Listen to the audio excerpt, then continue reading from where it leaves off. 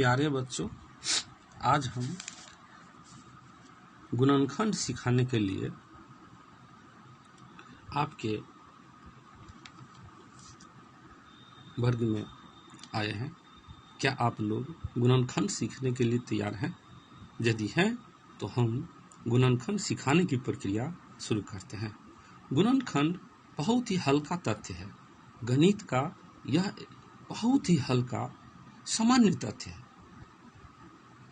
इसमें कोई भारीपन नहीं लेना है, बहुत ही हल्की बात है और आप इसे बहुत ही सस्ता में सरल तरीका से समझ सकते हैं। जैसे मान लीजिए लिखते हैं आप गुणनखंड, गुणनखंड इसका अर्थ हुआ गुणन का खंड। गुणा करने की क्रिया गुणन हुई। जब हम गुणा करते हैं तो उसको गुणन कहते हैं। तो उसी गुणन का खंड है गुणनखंड। सामान्य बात है। इस गुणनखंड को हम दूसरे शब्द में अपवर्तक कहते हैं। अपवर्तक अर्थात विभाजक, यानी कि जो संख्याएं किसी विशेष संख्या को विभाजित कर देती है पूर्ण रूप से, वे संख्याएं अपवर्तक उस विशेष संख्या की कहलाती है। हम गुणन प्रक्रिया से सीखते हैं। यदि मान लीजिए कोई संख्या है 20 और 20 को आप लिखते हैं 1 गुने 20, 2 गुने 10, 4 गुने 5। 1 गुने 20, 2 गुने 10, 4 गुने 5। 20 बनाने के लिए यानी 20 गुना करके लाने के लिए आपको कौन कौन संख्याओं की आवश्यकता हुई? 1, 2, 4, 5, 10 और 20। ये संख्याएं 20 के गुणनखंड कहलाती हैं। अब आप लिखेंगे ऐसे 20 के गुणनखंड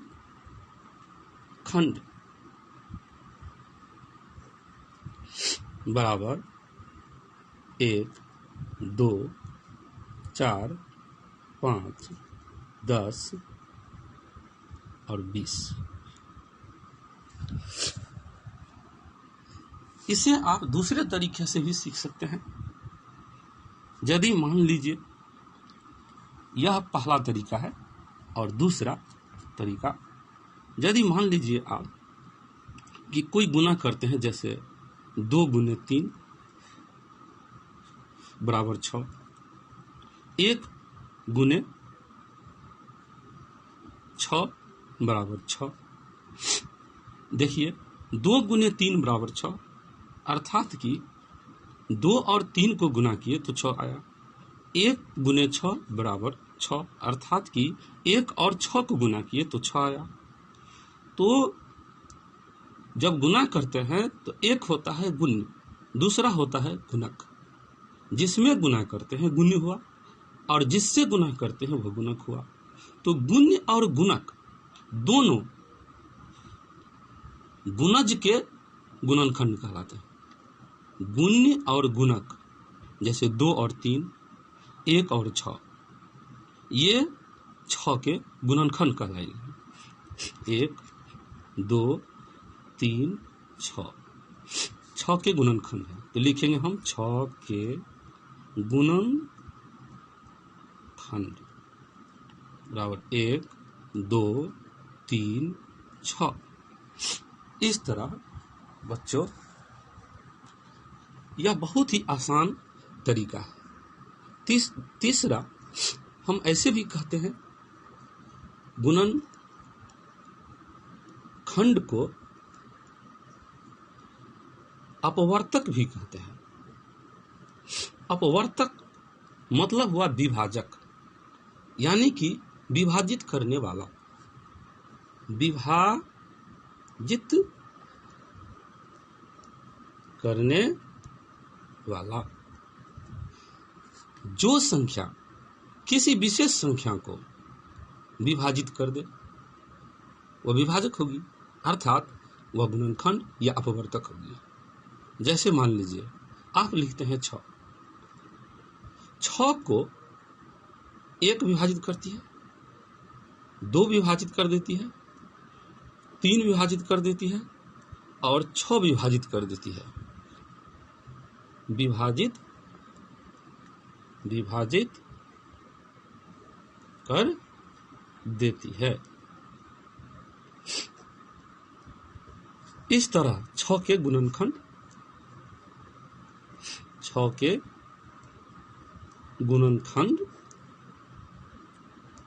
1, 2, 3, 6 हुए। यह सबसे सरल तरीका है कि जो संख्याएं किसी विशेष संख्या को विभाजित कर दे वे संख्याएं गुणनखंड कहलाती हैं। और उदाहरण लेते हैं, जैसे आप 4 के गुणनखंड निकालना चाहते हैं, तो 4 के गुणनखंड निकालना चाहते हैं तो 4 के गुणनखंड बराबर, आप देखिए 4 में किस किस संख्या से भाग लग जाएगी। 1 से आप लगा सकते हैं, 1 चौका 4, 2 से 2 दूनी 4 और उसके बाद 4 से 1, 2 और 4 से आप उसमें भाग लगा सकते हैं। तो 1, 2 और 4 इसके गुणनखंड हो गए। यह सामान्य तरीका है। जैसे आप लेते हैं 10 के गुणनखंड निकालिए। गुणनखंड क्या होगा? तो 10 में आप किस किस संख्या से भाग लगा सकते हैं? पहले 1 से, 1 दाहिन, 2 से, 2 पंचे, 5 से भी लगा सकते हैं, 5 दूनी, और उसके बाद 10 से। तो 1, 2, 5 और 10 ये 10 के गुणनखंड हुए। तो सरल से सरल तरीका है, कोई दिक्कत नहीं है। पहला कि आप यह समझे कि जब गुना करते हैं तो गुण और गुणक, गुणक वह होता है जिससे हम गुना करते हैं, गुण्य वह होता है जिसमें हम गुना करते हैं। तो गुण और गुणक गुणज के गुणनखंड कहलाएंगे। दूसरा कि आप जिस संख्या से उसमें आप पूरी भाग दे सकते हैं। और उसके बाद कि आप गुना के खंड के रूप में जितने तरीके से लिख सकते हैं। जैसे 20 के लिए 1 गुने 20, 2 गुने 10, 4 गुने 5।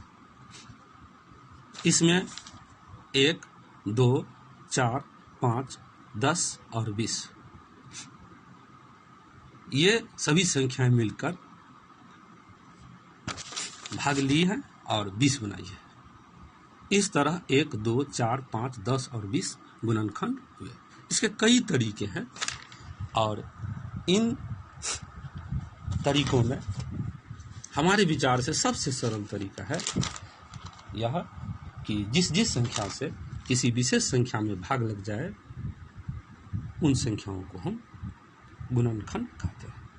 गुना का खंड, गुणन का खंड अर्थात गुना करने की क्रिया गुणन, और गुना करने में अर्थात गुणन में जो संख्याएं भाग लेती है वे संख्याएं गुणनखंड उस विशेष संख्या की कहलाती है।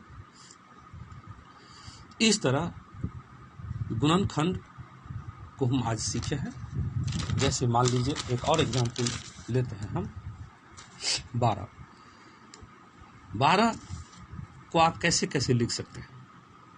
1 गुने 12 गुना के खंड के रूप में, गुणन के रूप में आप उसे किस तरह से लिख सकते हैं? जैसे 1 गुने 12, 2 गुने 6, 3 गुने 4, 1, 2, 3, 4, 6 और 12 ये सभी 12 के गुणनखंड हुए। तो हम इस तरह लिखेंगे 12 के गुणनखंड बराबर 1, 2, 3, 4, 6, 12। आप सामान्य तरीका से भी इसे लिख सकते हैं। जैसे हम 12 में भाग देंगे तो 1 से पूरा लग जाएगा, 2 से भी पूरा पूरी लगेगा, 3 से भी पूरा पूरी लगेगा, 4 से भी लगेगा, 6 से भी लगेगा और 12 से भी लगेगा। तो हम लिख सकते हैं 1, 2, 3, 4, 6 और 12।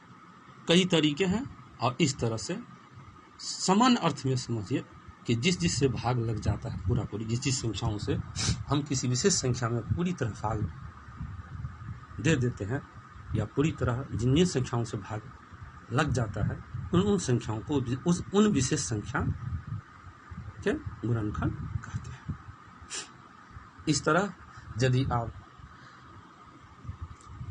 बनाएंगे तो हमको लगता है कि आप गुणनखंड अच्छी तरह से बना पाएंगे और आप 16, 20, 24, 32 और 36 के गुणनखंड निकाल कर देखिए। ये गुणनखंड